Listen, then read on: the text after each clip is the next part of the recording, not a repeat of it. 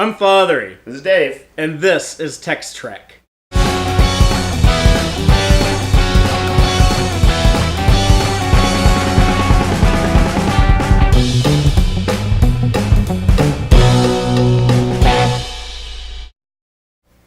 Welcome to the 32nd installment of the Tex-Trek Podcast, where we will be discussing the latest episode of Star Trek Discovery, The Wolf Inside. They're getting progressively, more intense. I have no idea. I was on eggshells throughout most of this episode where I was like, what's gonna happen? Yeah. This episode is the most, probably on, any TV I've seen in a while. It kept me on, the edge of my seat. Yeah. How I kind of do when I watch Game of Thrones. Yeah, I'm always worried about what character is gonna die. There was, 2 or 3 people next. who were either on the cusp of death or were dead in this episode. And I was like...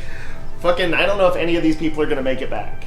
So, before we dive in, just a little disclosure, Dave is still sick and will probably cough and hack all over me. Yeah. Actually, it should be reined in for most of this, but you just have to forgive me if I start sounding gross. And it's like somebody when they're sipping coffee and it's that and you just want to kill them. Yeah, you have this weird fixation on little annoying noises that I don't even notice. It's true. It's true. I'm one of those people that is repetitive sounds. Yeah. Wow. I should want to kill myself by the end of this. Dear, that'll definitely get us a big boost in YouTube views. So you audio only listeners need to watch. You never know what you might see. Dave choked himself out. It's I'm gonna go out which Carradine was it? David Carradine. Yeah. Jesus. We actually referenced that in episode 2, I think, of our podcast. Wow. But this is a weird Star Trek podcast when that's the recurring theme. Sorry, y'all. This is how we do things in Texas. What we also do is recap episodes, so I'll just briefly go over what happened. If I can, there are so many things to unpack this week. Yes. Just like last week, but we have a lot more little nuanced things that develop here, so I'll try to cover all of it. The episode, you're going? As you said, broadly speaking, last week, if you think about it, was a setup week, and this week was a full tilt run into the mirror universe. Just that there was simply more plot developments. Yes. There was just much more raw plot twists and turns. Yeah, and I would also say that before last week, the mid-season premiere, that's what they call it in modern TV, where we have mid-season finales and premieres. Right. But going into the mid-season premiere, I think we had the most questions about the show as far as where the hell did they go? What's going on with Ash Tyler? And I feel like at this point, every episode is going to have to start answering these questions. Right. And so far, that's what we're seeing. They answered a hell of a lot of stuff, so yeah, proceed. So we start off with the Discovery still in the Mirror Universe, and it's been discovered Dr. Hugh Culber has been killed. The obvious explanation would be that the crazy, almost catatonic Paul Stamets did it. Right. Well, actually, I had no idea that they were going to go there, but when they find him cradling the body, and you're like, oh yeah, he did chunk him and who was it, Tilly around kind of wildly last week in the previous episode. So yeah, it didn't even occur to me that they would think that, but that's what they thought, and it makes sense. That's what Saru and Tilly are dealing with, and at the same time, we have Michael Burnham on board the Shinjo, undercover as an evil Terran captain. And she is full on in, we talked about this is like going undercover in the mob, and she is full on in the mob and overseeing executions and stuff. Yeah, we see her beaming traitors of the Terran Empire into space, which they were probably the most decent people on that ship if the Terran Empire is executing them. Right. So she's having to deal with that. I had a minor complaint that if the Mirror Universe felt a little too happy-go-lucky in the previous episode. Yeah. Yeah, they course-corrected hard in this one. Yeah, this is not a happy place. When Burnham, I jotted it down because I felt like it was a good keynote. When Burnham wakes up and she says, "My eyes open," and it's like waking from the worst nightmare I could imagine.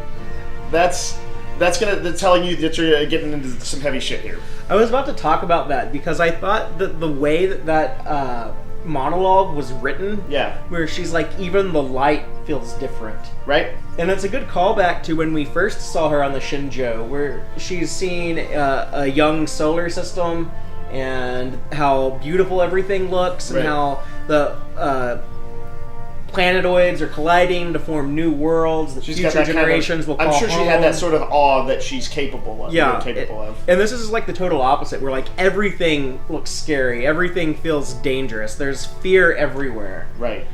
And I thought the writer, whose name escapes me, did like I felt like that was like stuff that should be in like a novel, where like you're in like a character's head in a novel. And right. It felt a little bit more intimate and internal. Than they sometimes go on these shows.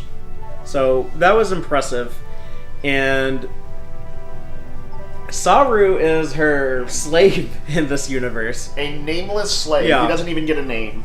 Yeah, but it's obviously Doug Jones's Kelpian. Right.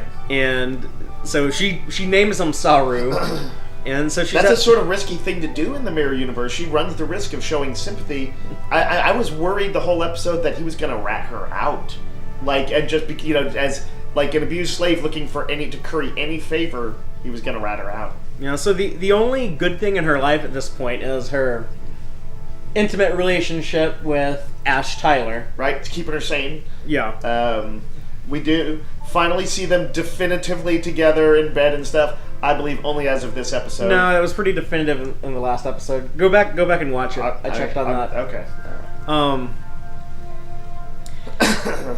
And her mission is still to get the information on the USS Defiant from the Enterprise episodes. From before that, it was the Tholian Web, but it was the ship that crossed over. So they're still trying to get that information to find out how to get back home. Their ship gets sidetracked. They're sent on a mission to a planet that has some rebels on there, some alien rebels. And this was really cool. We get to see Tellarites. We get to see Andorians. Yeah, all the big ones, as well as Vulcans. There's a Vulcan surprise waiting for us, and a Klingon surprise waiting for us. This episode had all sorts of big reveals like that. I thought it was interesting. The Andorians looked great. I was actually a little surprised there was not as much antenna movement as maybe on Enterprise. Yeah, it was more reined in than Enterprise. But that's probably good. It kind of it feels less showy. The Tellarites looked more like, the vibe I got was less kind of cute pudgy pigs and more wild boar. Yeah, they look kind of like... They looked a little feral. If you look at like the direction that Enterprise took them, it looks like they kept going like a few more steps in that direction. Like they add the tusks. Yeah. Which, I'm okay with that. That's not too big of a departure. They didn't actually talk, any of them, that I can particularly remember, other than maybe a halt or something like that. So, like, we don't have a good fix on them, but... Anyway, they were visually interesting. I'm just glad that they're there. I'm so happy to finally see an Andorian. I was getting worried that the show might be embarrassed to show an Andorian. They talk about them all the time, but never show them. Well, even, Next Generation so notably wanted to, build its own mythos that it avoided a ton of original series stuff, and only very occasionally stepped in that arena. They've kind of, and there was a little bit of a worry that this show to kind of to create its own mythology might avoid that, or I was worried about it anyway. But here they are firmly planting themselves in it. If Sarek was not enough, then we see a lot more stuff. Some people were, I know, kind of like, I remember what was it? The Red Letter Media guy was like, I have to imagine that it's the movie verse, the Kelvin verse, or something like that. I don't know if he's still sticking to that. I didn't see his update review, but but I think there can be no, you're deluding yourself if you feel like this is not in the Star Trek Prime universe at this point. Yeah, especially the mirror universe of the Star Trek Prime universe, but you know what I mean. Well, especially when they're when they're referencing things that were happening on Enterprise and deep cuts. But Michael Burnham and Ash Tyler, they beam down to infiltrate the Rebel base because they don't want to blow it up from orbit, like they're ordered to do so. Yeah, she's got a very quick on-the-fly sort of plan to sort of maybe make a connection with them and tell them to evacuate. Yeah. And while she's down there, they do see these Klingons, Vulcans, and Andorians, Tellarites that are working together. They see the Mirror Universe version of Sarek, who has the Spock beard, just like his son in this universe has. I did notice he can't grow it quite as thick as Leonard Nimoy. As someone who is in that same ballpark, I sympathize with you, Sarek, and I feel a bond that I never felt before. Like having a soul graft with him. Yes.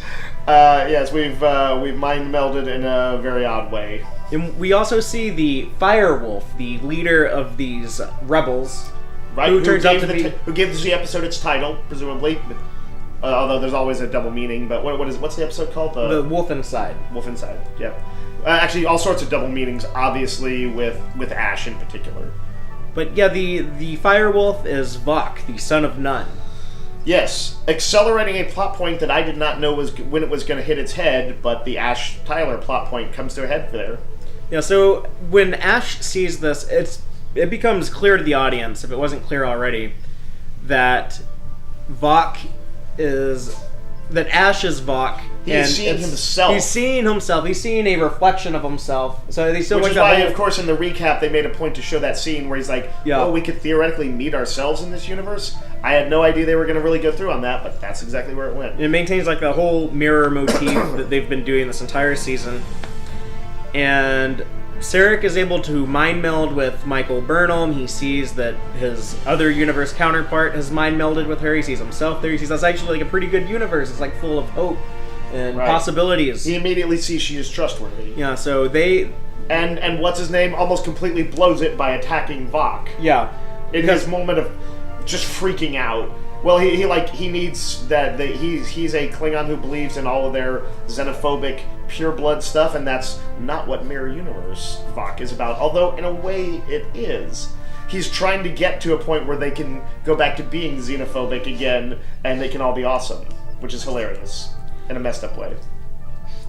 And so, yeah, Vok sees Mirror Universe Vok. He attacks him. They have like a little bit of a Batleth fight, and then Michael finally like convinces them like, I don't know what's going on with him. He's freaking out, but please trust me. I don't want to kill you all. You have to evacuate. Mirror Sarek did her a real solid in keeping them alive.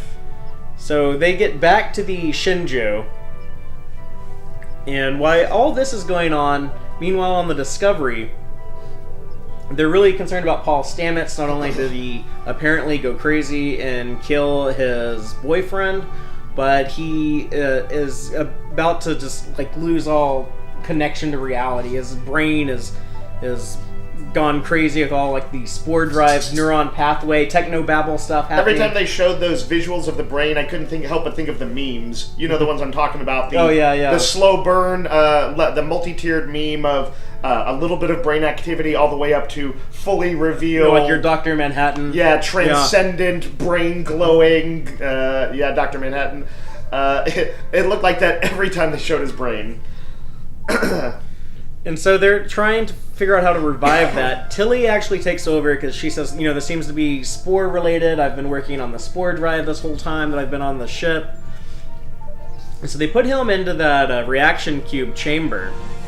And they send him the spores because the mycelium can connect to another organism and help it. I was vague on their technobabble here, but I understood that basically Tilly was saying we need to reconnect him or like bathe him in spores, and it'll probably fix him, and it starts to work. Well, it starts to work. Well, at first it starts to kill him. Right. And they think he's dead. They leave him in the cube for a little bit for some reason, and then. If you can hear like this hard breathing, it's because my pug is down here with us. So you might hear like pug snorts in the audio. Just mentally imagine a small creature just looping around down here. Yeah, running around our ankles if you're watching this on YouTube. That's why I have to occasionally reach down and pet it. I'm not touching myself.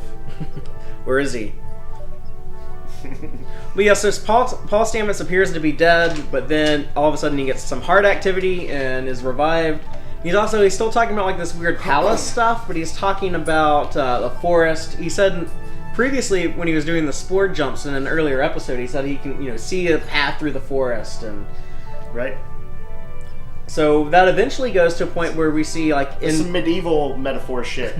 Well, we see in Paul Stamets' dreamscape weird CGI thing, and we see Paul Stamets come face to face with Paul Stamets. Of the Mirror Universe. Yes. Who was like, what does he say? I thought you'd never get here, or something like that. So I'm wondering if this will confirm an early theory that I had, which was that when we started seeing Stamets' personality go from he was kind of like a principled but assholey guy to like the chill, groovy hippie. Yep. So I'm wondering if that was because the Mirror Universe Stamets is the cool, chill, groovy hippie guy. Yep. Who would be just less ethical. Right.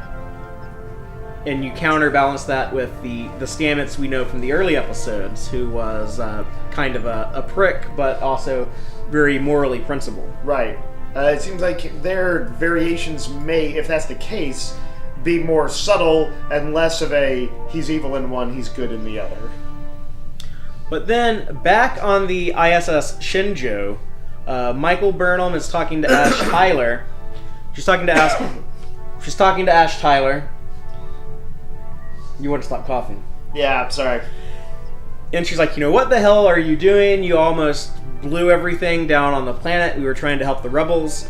And we see that his Vokness comes out. And he admits that, I was only able to hold on to my Ash Tyler personality because I was so in love with you. You're my tether that I use like to hold on to reality with. Right. And it was this heartbreaking moment that I saw coming and dreaded the day it would come someday. But yeah, so she's the only piece of comfort she has, especially now in this mirror universe, is turns out to be a lie. Yeah, this is one of those like you're drowning and you're looking for a tether perhaps to save you, and somebody just threw you an anchor. Like they were already in a world of shit, and it just somehow got worse. And he full on Vox out. Yeah, so he finally goes like completely Vox. He's no longer any Ash Tyler in his personality, and of course he remembers. Oh my God, Michael Burnham, you're the one who killed Takuvma. You killed my Messiah in front of me. I remember, like, we fought. You fought like a coward. You tried to scratch out my eyes. Right. That was interesting that they made that point about that. Something I bet even amongst the fan theorists, I don't think anybody made note of that particular action, that kind of their brutal fighting, and realized that might be used later as his... Basically, it's how she realizes he's definitely telling the truth. He says something that was not in her formal report. Yeah, that was a detail that she'd never mentioned to anyone, so she knows he's Vok. And as he's about to strangle her to death, Saru, the slave, comes to save his master. Yep. So he's straight up house slave. But he does save her, and of course... some assaulting your captain like that in the mirror universe, that's going to get you executed. And so the way that they're executing people on this ship is that they beam them into space. Yep. And we actually see people die in space early in the episode. They have the Chekhov's gun setting We've already seen this happen to what's his name, Lorca, or in the Mud episodes. Yeah. That's going to be just a thing, and clearly throughout Star Trek Discovery, is beaming people to die into space. Oh, we've all thought about it. Right. They just give us a nice visual finally. And by the way, it did look pretty horrific. Those special effects guys did a great job with the like crystallizing air and frost around people and all that stuff. It looks pretty horrible. So we know that Ash/Vok is about to be subjected to this. Yeah, so I'm wondering, like, is this really going to be the end of Ash Tyler? Are they just going to, wrap up this character and this storyline and just end him here? And I was thinking, like, I'm going to be kind of disappointed if that happens, but it looks like that's what's going to happen. But what they did was so cool. He's beamed into space. He's rescued by the Discovery. Well, we should say Burnham is like putting on is getting in character. She's like, she pushes him aside and she's like, no, I take care of this. Yeah, he needs to die by my hand. Right, and so she does the Scotty boo. Even though that was totally unnecessary for her to be the one who is beaming, because the Discovery is just going to beam them back from space anyways. Right. So maybe it had to be like a special coordinate for them to find them. But right, I was not sure she was doing some little last minute coordinate check or something like that, or just some little quick signal to help the Discovery or whatever. But what she did do was stash the like a little USB stick, a little Star Trek technology data card on him, so that when he's beamed into space, the Discovery beams him on board. saving his life in the process, but more importantly, getting the information they need on the USS Defiant and hopefully finding a way back to their universe. Right. As dark as the episode was, it sort of ends with their moment of hope there. Yeah, so they take Vok prisoner, and I'm curious what's going to happen next, because now he's going to be in prison with his lover, Laurel. Right. I was thinking that, does Saru, does he know the deal on that? I think that was explained when, because Ash Vok, when he's like transforming from Ash to Vok, he confesses that he killed Dr. Culber. Yeah. And Michael Burnham is kind of like, because she's in contact with Tilly and Saru, and she's like, why didn't they mention that to me? I think, and there was kind of a plot point early on was that Tilly was like, Saru, why don't we tell her? And he's like, no, like, it'll distract her from the mission, because, Saru's a worry ward. He worries about everything. That's kind of his fear thing. Right. He's scared of the worst case scenario. So do we think though that when they retake Ashbach, that he knows the basics? Yeah, I think Saru knows that Vok is responsible for Dr. Culber. The only reason I ask is this is one of the things. It's purely a dramatic point, but I'm like, he is going to talk to Laurel again, and I have no doubt that they'll end up sort of in prison cells next to each other, and they'll be able to talk. I would probably separate them myself. It would make 100% sense, but for dramatic purposes, they're not going to do it, I suspect. Yeah, well, maybe there's only one brig. I guess you could always, modify, someone's Man, the Discovery, they seem like a place that would have a lot of brigs. If they, she was built to be a science vessel, so... Yeah, I'm just saying that I could see him just saying, let's, use somebody's quarters and set it up so that it'll hold them. You could find a way to explain it. I just feel like you would probably try and keep them separated, like the song. But, yeah, I don't think that's going to happen. I think that they'll be, in prison. I think we'll see their reunion next week. Yeah. It'll be more dramatic, so I think it's probably the way to go anyway. So the final thing that happens in the episode is that the Imperial flagship shows up and opens fire on the rebel base on the planet that Burnham had been buying time for, so they could get away. She's been stalling to get these people out of there. But so far as we know, it hasn't come off yet. And there's just these epic giant red torpedoes raining down, turning an entire continent to glass. Yep. And it's a true bombing back into the Stone Age. We do see the Emperor, and it turns out to be none other than Philippa Georgiou. Yeah. One of the somewhat obvious candidates for it, but very cool to see. I guess that technically would be an empress, but they're not sexist, and they use gender-neutral emperor terms.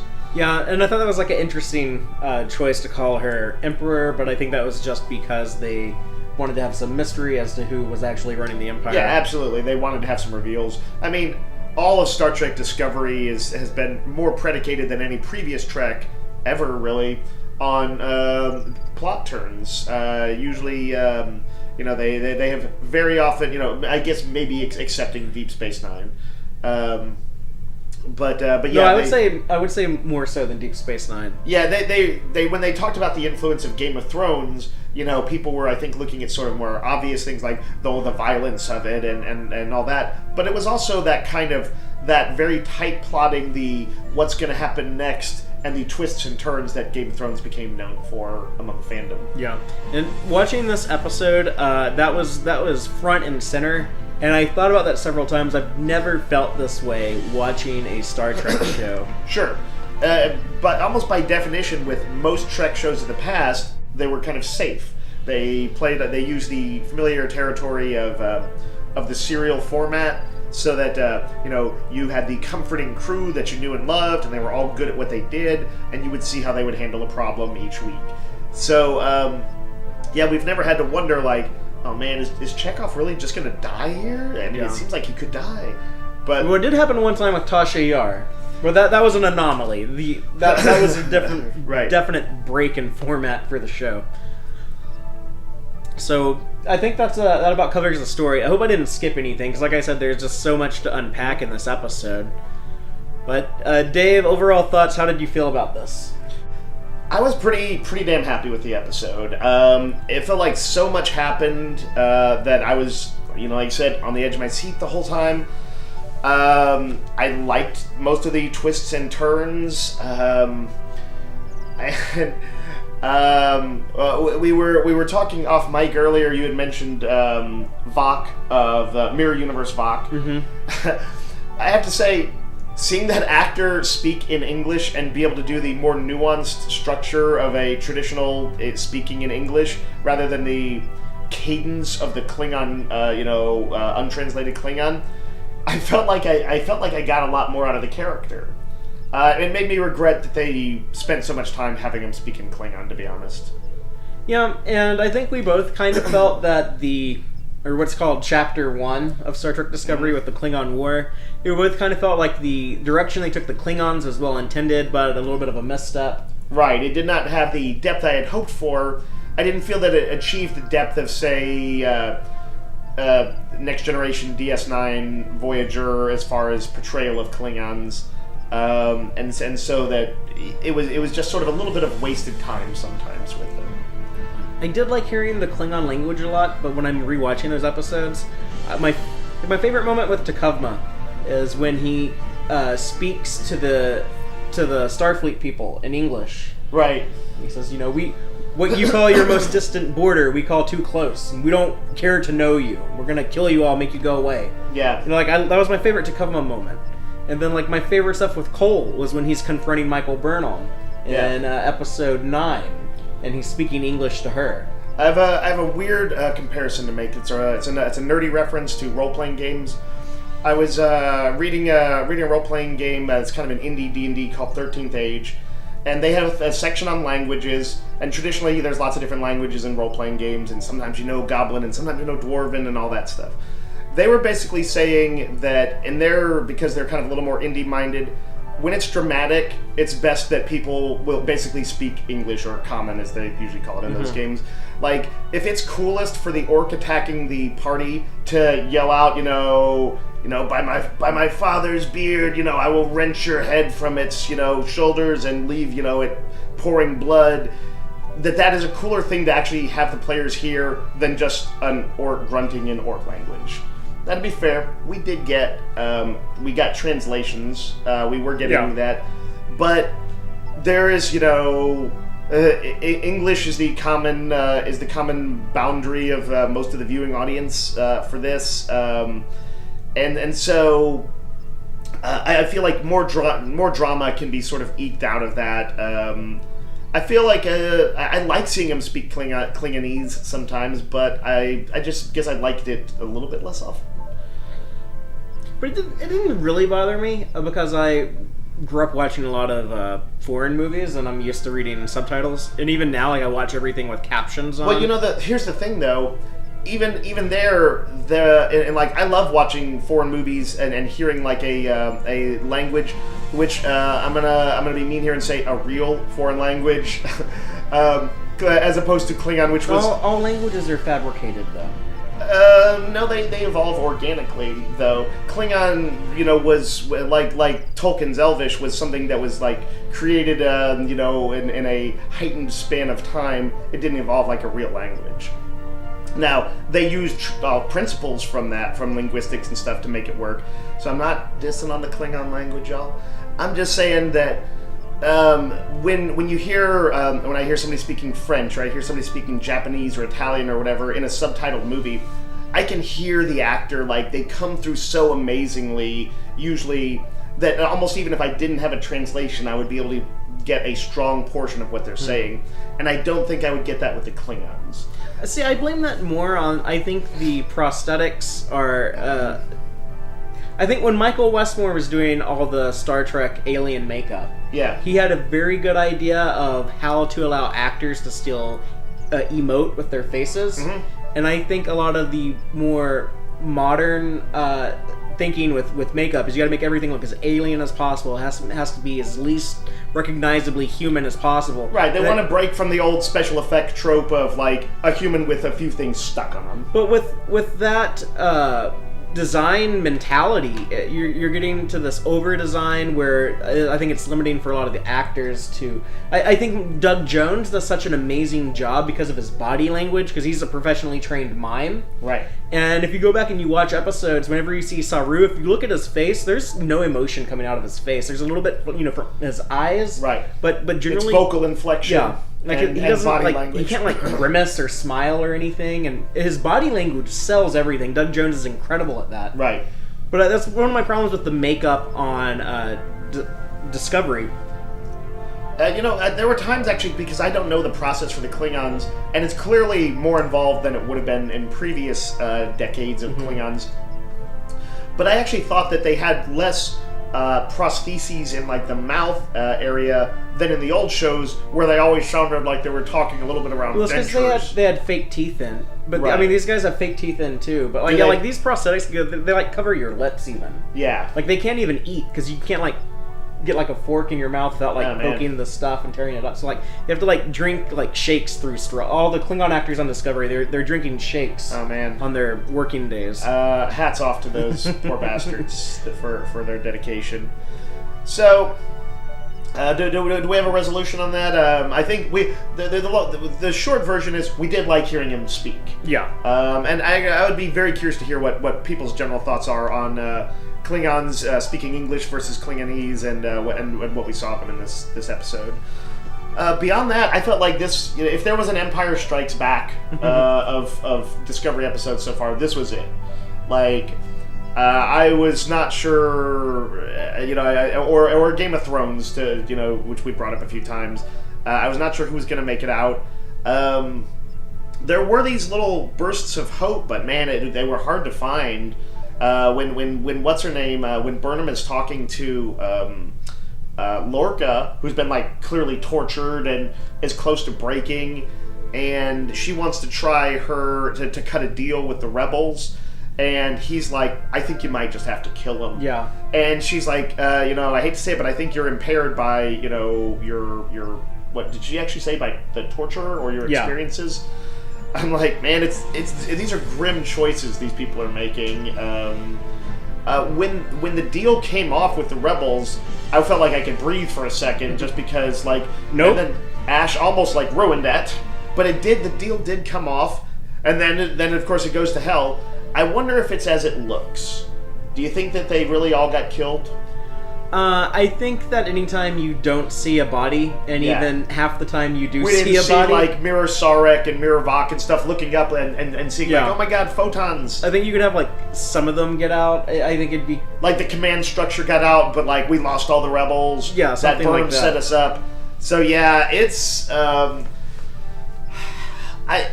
If they stay in the Mirror Universe this whole season, I don't know where they go from here. I really want to see Mirror Universe Sarek again, because I want to hear his thoughts on... We know that he has a son who serves for the Terran Empire. Yeah. And I'd really like to see, his... I guess, in this Mirror Universe, maybe they had a falling out there also. Right.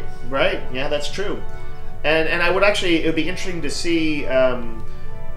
because clearly Spock is an exception to their humans-only thing, and we brought that up in the previous episode that he's part human, and he had his Vulcan servants with him also on the Enterprise in Mirror. Okay, that's cool. I wonder if there's any chance we see Spock in this. What do you think? I really don't want to see Spock just because I don't want to have another actor. I hate saying that because I don't want to disrespect Zachary Quinto, who I think does a fair job, but. Right, well, I mean, if they used him, then it directly links them to the Kelvin universe, and I don't think they're going to do that. And then other than that, they would have to simply cast another actor. Yeah, and I just... Let's just leave those guys alone for now. It's probably for the best that, they don't drop Let's do them things there. with the guys we didn't see much of, like the Sareks and the Muds and people like that. I agree. So I have a few little notes I took while I was watching it here. I'm just going to reel through a few things that I noticed.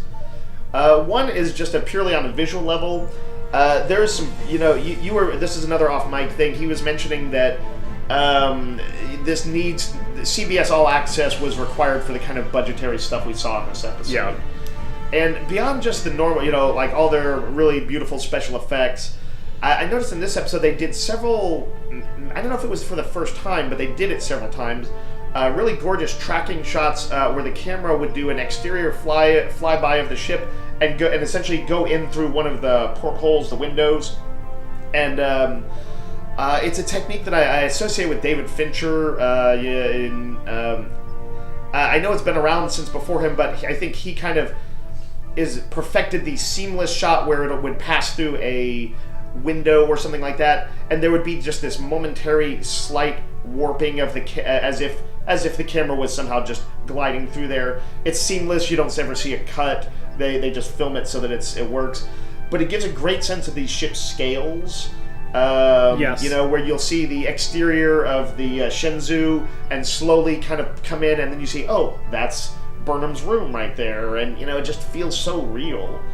So I just wanted to, purely on a technical level, cite this for episode for some of their beautiful shots of this very scary mirror universe imagery. Yeah, the cinematography is gorgeous, and I think what's helping so much now is that we had 9 episodes to get used to of Star Trek Discovery, and then they go into the mirror universe where they're shooting things, they're lighting things very differently, right? And so I actually, whenever they cut back to the Discovery and we see their regular uniforms, I almost feel like I can breathe a little bit more because they're away from all the death and torture of the mirror universe. Yeah. And that's just seeing the interior of the Discovery and a few familiar faces. Whenever they go back to the normal lighting and all that stuff, I think it'll feel like a weight has lifted.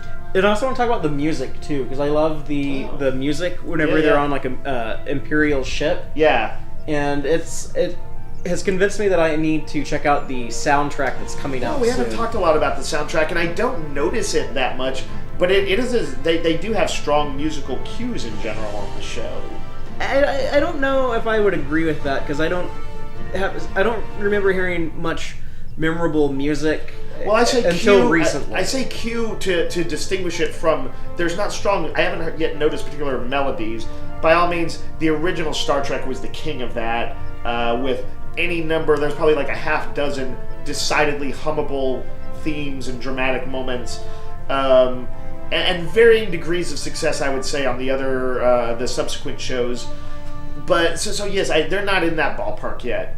But I think they do pretty good. Like, there's probably, I think, sort of this low brassy kind of thing. Am I right? Yeah. For the Empire, they kind of trumpets and trombones and stuff like that, indicating Imperial stuff. I feel like we're talking about Star Wars now, because we're talking about like Imperial ships with the brassy Empire music. Yeah. We're talking about like blowing up a rebel base. Yeah, that's weird. It's kind of true though. And there's an evil emperor. Yeah, Jesus. But just to talk about the evil emperor a bit. Yeah. I was hoping my dog would still be down here so I could show her to people watching. We actually named the dog Philippa Giorgio, who I thought was named after a benevolent Starfleet captain. Yes. But it appears she's also named after a evil dictator ruling the Terran Empire. Yep. And Michelle Yeoh looked so cool with her little golden Imperial. Yeah, there was a touch of like a shogun, don't you think, in there, or like maybe I don't know if given her ancestry, more of a Chinese kind of thing. But the cool thing about that is on After Trek they were talking about that with one of the writers and producers, Ted Sullivan, and he said that Michelle Yeoh actually helped design the sword that she has on her belt. Oh shit! Because she knows her swords, right? She was in Crouching Tiger, Hidden Dragon, and and a bunch does of a lot of all sword those Jackie fighting. Chan movies and a lot of Hong Kong work. So that was her own design. She's got to use it before the season. Is Michael Burnham gonna have to have a sword fight with her the mirror image of her surrogate mother? Oh man, what is it? It literalizes the internal conflict. It forces her to face her fears on an extremely literal level. I like it. I feel like it would be a good thing to do. And I have a theory about how Philippa Giorgio, why she is risen to power and why she is the emperor in this episode. Right. But I'm gonna hold off on that until next week because I want Dave to see the Enterprise episodes in A Mirror Darkly, because it's something that happens there. Okay. Why I think this. But I'll let y'all know next certainly week. She was shown to be an extremely competent and decorated officer, so ship's captain. So I could see it happening, but yeah, I guess it would be hard to say how she would ascend to that height, necessarily. Not that I would have any other necessarily better candidates, like, what, I don't know. They could have that douchebag, he seemed like the most boring character ever, but Admiral Brett Anderson from the Battle of the Binary Stars.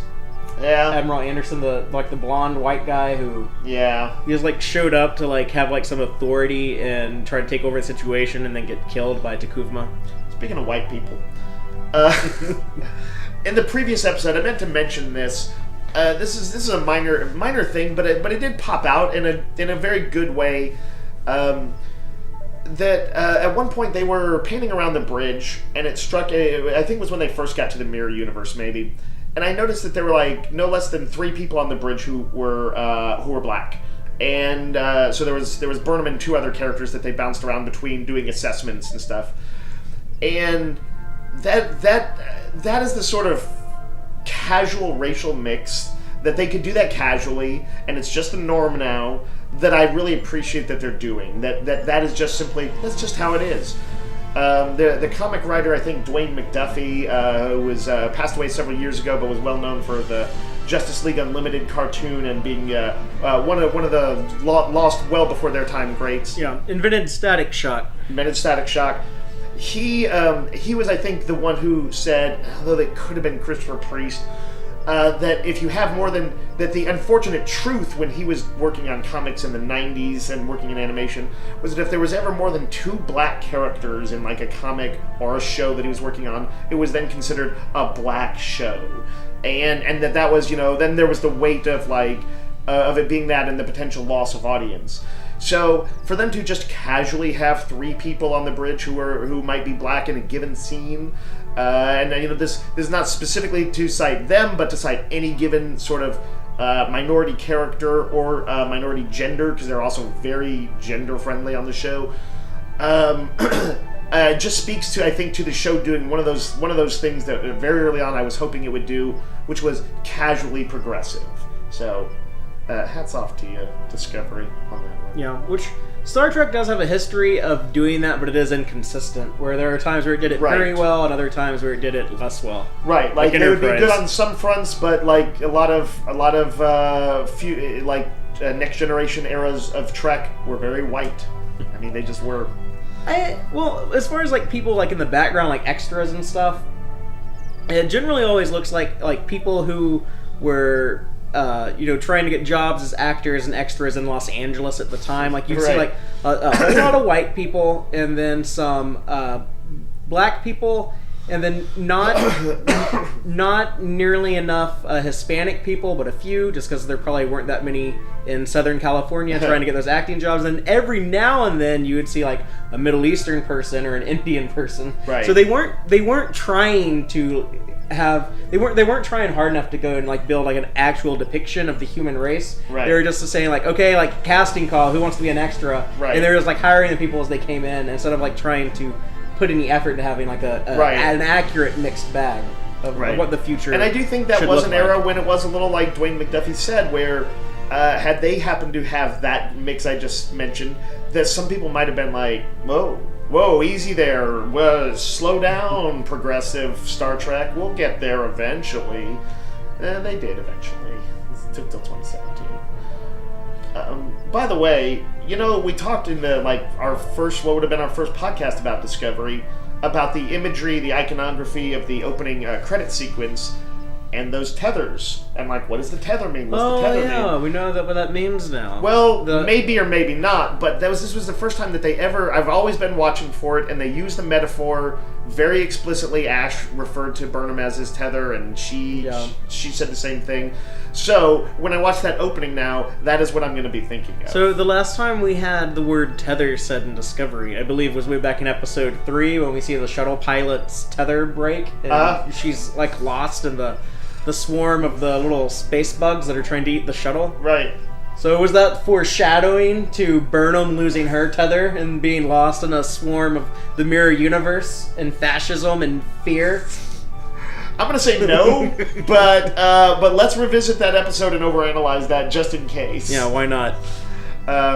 Did you have any complaints with this episode or anything? We're just heaping praise on it. A lot happened fast, and I might argue that some of those scenes could have used a little more time to breathe. Every once in a while, this is something that was minorly bothering me in the first one, which was that in this very dangerous universe, just pulling off the facade, the charade that they are, I was like, it seems unlikely sometimes that they could pull it off. Like, that Burnham wouldn't screw up in some bit of protocol, even though they had looked at, like, oh yeah, we looked at your space encyclopedia for the mirror universe, but we don't know every nuance. On the other hand, she'd been away from the Shenzhou for, what, a few years, or a year or two, or whatever it's been? It's been like a few months. So yeah, presumably it wouldn't be completely out of the ordinary for her to seem a little bit different anyway. And also, Burnham is extremely thorough, and so she probably memorized every damn scrap of information. Yeah, she's the smartest person that Saru knows. Right? The smartest officer he's ever worked with. And Kirk did it. Kirk in Mirror, he just walks off of a transporter pad with like no idea where he is or why Spock has a beard. Right. It's one of those cases where it's simply that there's a kind of a different tone now, and the tone is a little bit more serious on this show than it was there, where it was kind of like, hey, let's go visit the neat pirate universe. Here we're feeling the consequences of the genocidal aspects quite a bit more. But what about you? Yeah. Did you have any issues? But and I do agree with you. Sometimes it does feel like a bit of a stretch that she would be this great at being undercover and not slipping up or anything. Right. And I think from the writer's perspective, they're like, from the writer's perspective, though, I'm sure that they're thinking the interesting thing about this storyline is not going undercover and can they pull off going undercover. That's just not what's really interesting about it. Yeah, it's just something you just have to roll with. But, right. You know, I think one of the issues I had in this episode, though, it was with seeing the storyline they've set up with Ash Tyler come to a head. I really wish that we had a little bit more time or just some stronger scenes in previous episodes to really sell me on the romance between Michael and Ash, just so that it made it... I feel like that could have been a lot sadder. It could have been more tragic when she's losing them. The actors, I have to say, were doing a great job, but I think you're right that really only... I mean, they had been close before. They've only been physically intimate for 2 episodes. They'd been close. Honestly, the Harry Mudd episode where they danced and stuff like that probably went the farthest, I think. Then they were camping together and got to know each other a bit there. Yeah. So we've seen them together, and she's kind of like helped him recover. I mean, it from might his have PTSD. almost seemed a little bit too silly if we had seen I'm thinking of that cheesy. Did you ever see The Naked Gun? The cheesy I'm into something good montage where they're dancing, and hanging out on the beach and stuff like that. I know that that's not how it would have played out, but if they oversold it, then it run the risk of being maudlin or kind of melodramatic. But one thing I might have liked to have seen in particular was her helping him through some PTSD stuff. They did that. They did that in episode 9. Did they? Well, how did they portray it? I don't quite remember it. They he talked about how he was sexually assaulted by Laurel, and she comforts him on the couch, and they kind of make out for a little bit and fall asleep. Okay, right. And I guess what I would say is maybe they're rather than having it tied into their romance, which is innately kind of a little bit of a tropey thing, would be to show sort of more of a, oh, he has a breakdown, he's got the cold sweats or whatever, and she's just got to hold his hand and walk, stick around and kind of hold him for an hour or 3 hours or half the day while this happens. And maybe she's if we saw her that called to her to the bridge, and she's I can't come right now, I'm not feeling well, she lies about it, runs the risk of a bit of a black mark on her to do it. We would see her kind of going above and beyond for him in a non-romantic way, which maybe is almost what I needed to see. That sounds kind of boring to me. You think? I just needed that Jerry Maguire moment where she's you had me at hello. I just needed that. I just needed to feel it in my heart that they love each other. I haven't seen Jerry Maguire. Well, you haven't seen Citizen Kane either, so I just learned that about Dave. an hour ago. Throw me under the bus. But yeah, overall though, like I mean, I had like an issue with that, but I get what you're saying about how like it is kind of a stretch to believe like she's doing such an amazing job because she's undercover 24/7 basically. Right. Well, she has time to like let her guard down when she's in her quarters, but. For prurient watchers, I would like to say that you get to see the Mirror Universe underwear, undergarments or whatever, and then that actress who's Sonequa Martin Green is a very lovely lady. It's hard to fully enjoy it knowing that this is the sexy undergarments of fascist culture, but they're very fashionable. Fanfic writers go to town. When I post my interview with Star Trek Discovery Next Generation Mirror Broken comic book artist J.K. Woodward, which is the Next Generation set in the Mirror Universe, we did talk about how fashionable fascism can be. Right. Nice. All the nice leather boots and it's a whatnot. truism. It's simply a truism.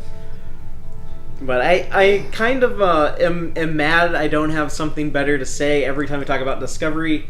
But I have to say it again, this is the best episode I've seen so far. Oh, really? You feel that way? See, to me, this one had so much happen in it that it was hard to... I tend to like an episode with a focus. That's the old school guy in me that likes the standalone episodes. And this one felt like there was simply so much going on that... I can't remember if we've talked about this in the show.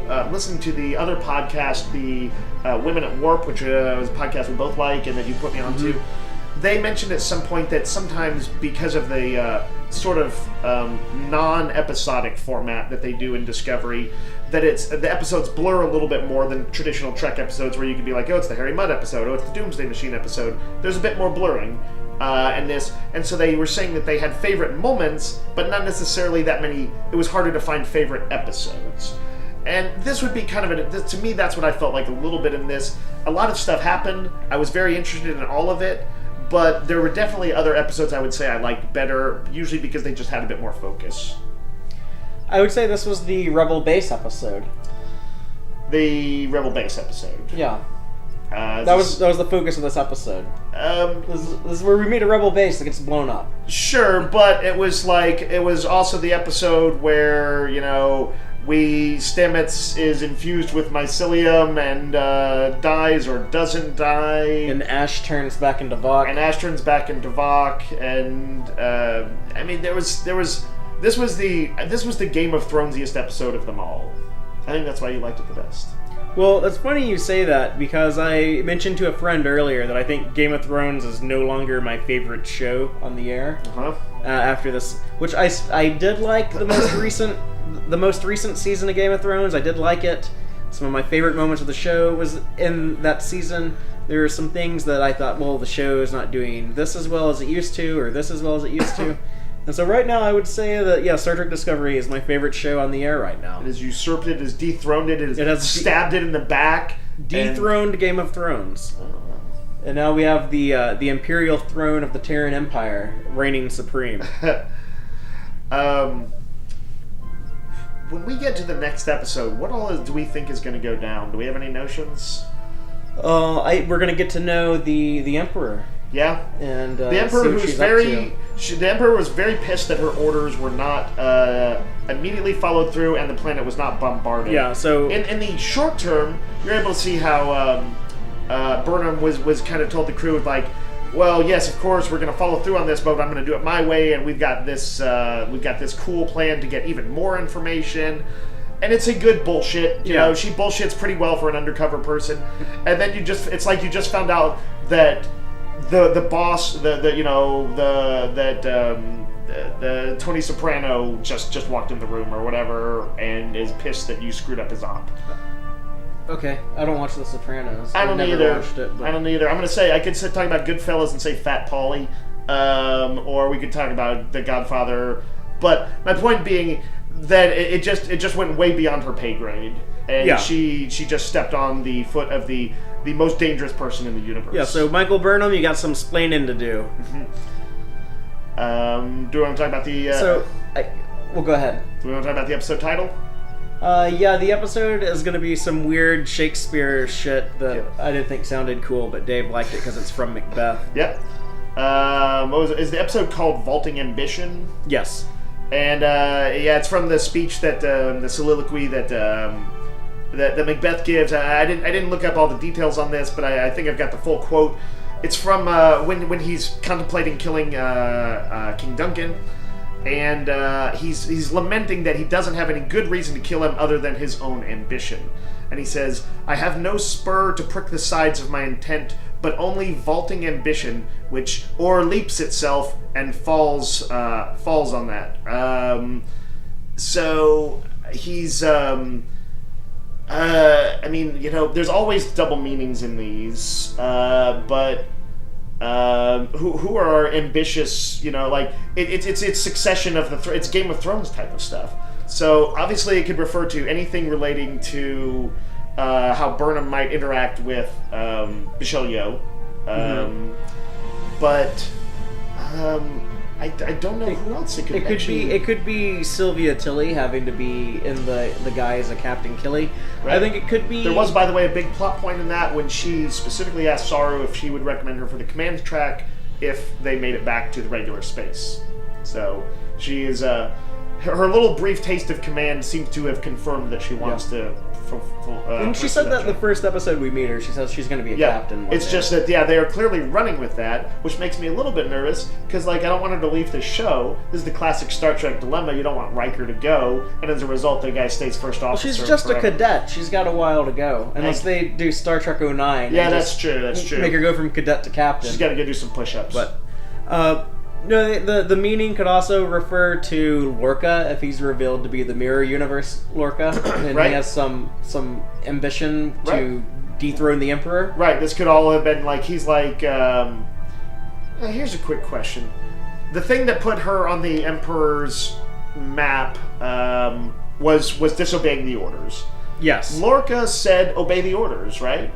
He was pushing for that. Do you think he knew that? Well, now she would disobey. Well, now that the Emperor showed up, now she's gonna be like, "Oh, I see you have my prisoner Lorca." Right. So yeah, that's true. That may or may not have been part of his endgame. Yeah. That is going to be interesting. This is absolutely the least predictable Star Trek ever, though. I mean, even sometimes knowing fan theories and stuff like that, it is hard to know exactly where they're going to swerve at any point. I don't know if anybody else there is like us, where when they do that little scene where they air the little clips of the next episode, I early on I was watching it actually when I cared about the show less, or when I wasn't plugged into it fully. But now because I am plugged into it, I don't watch it. Yeah, I avoid the previews. I do watch the little snippet that they play in After Trek, which generally tends to be very and is void of spoilers. But it's different from the other clip. Yeah, it's not a teaser. It's not a preview, edited together. It's like an actual segment of a scene. Okay. But yeah, it's just because I want to get the full sense of surprise and what the fuck is going to happen next. I'm just going to bitch about this for a second. Someone on Facebook was posting these pictures of the Andorians and the Tellarites earlier today. Yeah. And I didn't want to see that before. I wanted to be surprised, oh, they finally showed an Andorian. It's not that big of a deal, but... And then was this just through? Were you just at a fan site or whatever? Though you weren't. No, this wasn't through an official Star Trek. It was in my news feed. It was they were pictures that came out with Entertainment Weekly, and someone posted it in some Facebook group. And then when I pointed it out, people started giving me shit about well, why don't you just get out of the Facebook groups? Yeah, they might be right on this one. And I hate spoilers, but. If you're treading in that territory, they weren't posting it on your page. You were going to their site. I wasn't going anywhere. I was looking through my news feed. Yeah, but your news feed is built up. What did you have, Entertainment Weekly on there or whatever? No, it wasn't. It wasn't Entertainment Weekly. It was something that somebody posted in a Star Trek Discovery group. Yeah. And do they not post that kind of stuff all the time? No, it's generally people are pretty good about not posting spoilerish stuff. I was trying to remember where you exactly usually stand on spoilers. I hate them. Yeah. I stand in the same place you do. Okay. I don't like to watch trailers for things that I know I'm going to go see. This is a very divisive issue, though. The people who, for whom they're not a problem, don't get our perspective. Yeah. Well, there is this other mentality that, like, if it's part of official marketing, right, then it's not a spoiler. Which right. I disagree with. The way they market movies now is terrible. Right, where they'll give away everything. Like, yeah, I've had to yell at people for telling me something that was in a trailer that I intentionally didn't watch. Right. Well, the Last Jedi trailer, notably, what was it? The director and Mark Hamill said, "Hey, don't watch our last trailer. Yeah. It's actually if you don't want to be spoiled." I'm like, that's so weirdly counterintuitive. It sounds like they're sabotaging their own marketing. But there was, I'm sure, a large portion of the audience who did not want to accidentally learn too much. And you and I were definitely that part of that audience. Yeah, and then after I saw the movie, I went back and watched the trailer. Oh, I've never gotten around to it. Yeah, and I was like, holy hell, I'm glad I didn't see this ahead of time. Oh, wow. Interesting. We'll talk about that later. I don't know. The internet, I almost feel like you have to go into lockdown mode if you want to be completely safe on the day of a release or something. I don't know. I think if it hasn't aired yet, then people should not be... I mean, I agree, but I'm not surprised you got pushback because the other contingent can be very vocal about it. And you have to remember there's people who Wrong people often are vocal. who will like, read, all about the episode in a wiki ahead of time. And if you're one of those people, wait, I just gotta spit this out, Dave, real fast. Okay, yeah, sure. If you're one of those let's people, alienate some of our audience. If you're one of those people and you're like, well, I still enjoy it just as much as if I didn't read it ahead of time. If you didn't know like the synopsis going into something, if you think that you're still enjoying it just as much, you're fucking wrong. Because I used to be someone like that when I was younger. And you grew up. And when I stopped doing that, I was like, oh, now I'm actually enjoying stuff on a magnificently greater level than I ever did when I was trying to like read the story, plot points, yeah, it's all very everything ahead of time. There's a real danger of, I think, sort of like, not the father's not being a little crazy here, and I don't necessarily agree with all of the opinions expressed, but there is something to like being in the information era that we are. People raised in that, I kind of understand why they got the way they are, but because you can endlessly speculate, and that's a thing now that we speculate on this stuff. We know about the fan theories about Discovery and all that, and there's fun to be had that's completely separate from the pleasures of the show. But I do think we're alienating ourselves a little bit from the pure raw joy of experiencing a story as it just kind of washes over, where the story is the prime, take full primacy, and you are, it's not about how much you knew, how much you guessed, whether the couple you ship got together or not, all that. You simply accept, enjoy it as it occurs. But I would say that serialized storytelling, where you have things like end with cliffhangers, they beg the audience to ask those questions. Right. Although arguably Last Jedi spat in the face of that speculation. No, it didn't, because people were speculating about dumb shit that didn't matter. That's going to be a whole other podcast unrelated to Star Trek Discovery. Let us know if you want to hear our thoughts on Star Wars, and we might talk about that at some point. You're more likely to get us talking about Star Wars than talking about the Orville. I feel like I haven't talked about X-Men enough lately, I haven't heard an X-Men reference in a while. But I did bring up Dwayne McDuffie and some comic shit and some role-playing game shit today. Okay, now tie it into X-Men so we can close off and sign off till next week. So what I'm going to say is that more than anything, that this episode reminded me of the feeling when I first discovered the Days of Future Past, dark alternate future storyline, which occurred like 2 years before the Terminator came out. So it was the first experience I really had with everything could go horribly wrong, and it was darker than the original Mirror Universe Star Trek. So I'm going to say that the quality of this show is reminding me fondly of the original Days of Future Past storyline.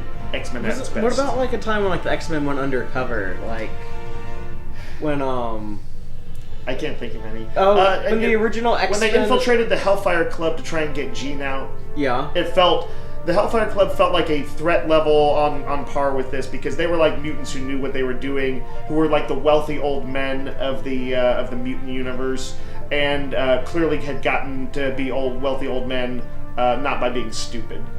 What about X Factor? I don't read that shit. When Scott and Jean and Beast all went like undercover as mutant hunters. Whatever. Okay, yeah, no, you're talking about the very earliest X Factor stuff. The original X Factor. Yeah, when they were basically making themselves out to be sort of a Ghostbusters for mutants, we'll round up the mutants in your neighborhood. Yeah, I loved that. I loved that when in there they abandoned it within a year or so, which was lamentable. Although, to be fair, the notion that it was a great idea to pretend to be guys who were out there kidnapping mutants and taking them away, and generally terrorizing the mutant population who did not know that they were actually taking them to safe havens. It was a bit of a ridiculous plan.